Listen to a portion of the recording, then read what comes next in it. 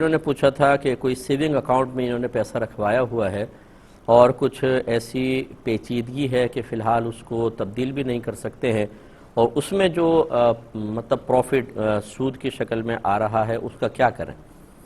دیکھیں، مسئلہ یہ ہے کہ آپ کسی اور بینک میں کھول لیں یا اسی میں کوئی اپنا دوسرا اکاؤنٹ کھول کر اس کو ختم کر دیں، بالکل ختم ہی کر دیں،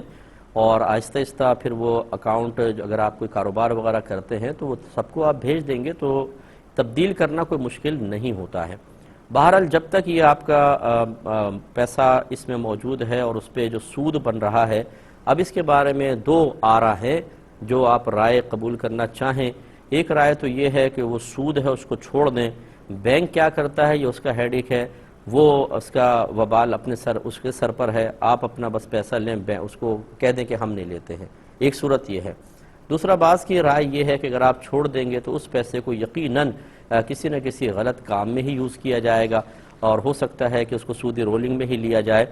تو یہ اور زیادہ مزید سود کو حاصل کرنے کا ان کے لیے چاہے سبب بنے، لیکن آپ نے چھوڑا تو اس پہ بنے گا، تو اس کو لے لیں کراہت کے ساتھ اور بغیر ثواب کی نیت کے کسی کو صدقہ کر دیں۔ اس پہ ثواب کی نیت نہ کریں اور بغیر ثواب کی نیت کے صدقہ کر دیں، تو یہ بھی ایک گنجائش نکل سکتی ہے۔ اب آپ دیکھ لیں کہ ان میں سے جو آپ کو مسئلہ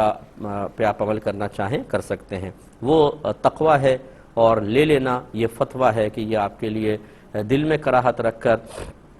اچھی نیت کے ساتھ کہ چھوڑیں گے تو مزید اس کو مس یوز کیا جائے گا، لے کر بغیر ثواب کی نیت کے کسی غریب کو دے دیں تو یہ گنجائش نکلے گی، اور احتیاطاً اللہ کی بارگاہ میں توبہ بھی کرنی ہوگی کہ بہرحال سود کا لینا اور دینا دونوں منع ہے۔ ایک یہ کہتے ہیں کہ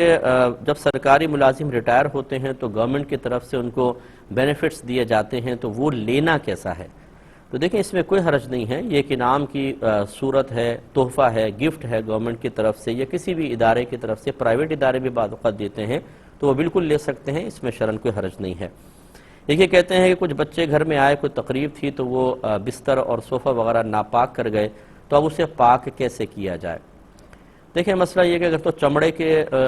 صوفے ہیں کہ آپ اس پہ کوئی گیلا کپڑا لے کر اس کو پونچھ سکتے ہوں اور خراب نہیں ہوگا، تو اس کو اتنا ایک دفعہ پونچے گیلے کپڑے سے، پھر دوسرے گیلے کپڑے سے اتنی دیر تک کرتے رہیں یہ پروسیس کہ آپ کو یقین حاصل ہو جائے کہ نجاست اب صاف ہو گئی ہوگی، تو بس اس طرح چمڑے وغیرہ کی چیزوں کو اس طرح صاف کر لیں، کافی ہے، اس کی اسمیل وغیرہ ختم کر دیں، ٹھیک ہے۔ باقی اس میں پانی بہانا یا اس کو نچوڑنا تو ویسے ممکن نہیں ہے، لٹکانا بھی ممکن نہیں ہے، تو اس کو بس اتنا کر لیں، کافی ہے۔ باقی بستر وغیرہ جو اس کی جو بیڈ شیٹ ہے اس کو تو آپ ویسے ہی پاک کریں، واشنگ مشین وغیرہ میں ڈال کر یا بالٹی سسٹم سے، یا ویسے اس کو نل کے کنچے پانی بہا کر پاک کر لیں۔ باقی اگر وہ گدا وغیرہ ہے، اسپرنگ وغیرہ کے گدے جیسے ہوتے ہیں، یقینی سی بات ہے اس کو دھونا ممکن نہیں ہوتا۔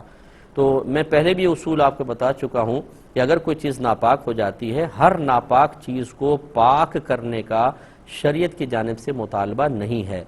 شریعت کہتی ہے بس وہ چیزیں پاک کریں، یعنی مطالبہ شرع ان چیزوں کے بارے میں جس کو آپ نماز میں یوز کریں گے۔ زمین ہے جہاں پہ آپ سجدہ کریں گے اس کو پاک کرنے کا حکم ہے، لباس ہے، جسم ہے، بس۔ اب چونکہ بستر پہ نہ نماز پڑھ رہے ہیں آپ، نہ اس کو نماز کے لیے آپ استعمال کر رہے ہیں، تو صرف اس کی اسمیل ختم کر دیں، پاک مکمل طور پہ کرنا ضروری نہیں ہے۔ ہاں، یہ خیال رکھیے گا کہ جب کوئی اس طرح آپ صرف اسمیل دور کرتے ہیں، مکمل پاکی حاصل نہیں ہوتی ہے، اس پہ گیلا ہاتھ براہ راست نہ پڑے، یہ کوشش کریں۔ اور اسی طرح بعض بڑے بوڑھے ہوتے ہیں جو بیڈ پر بیٹھ کر نماز پڑھتے ہیں یا صوفے پر، تو جب وہ نماز پڑھنا چاہیں تو اس پر یعنی ناپاک جگہ پر کوئی موٹا کپڑا بچھا کر، موٹے کپڑے سے مراد کہ اگر آپ اس کو بچھائیں تو نیچے کی زمین نظر نہ آئے، اس کو موٹا کپڑا کہتے ہیں، وہ بچھا کے نماز پڑھ سکتے ہیں۔ تو یہ بس اتنا کر لیں، کافی ہے۔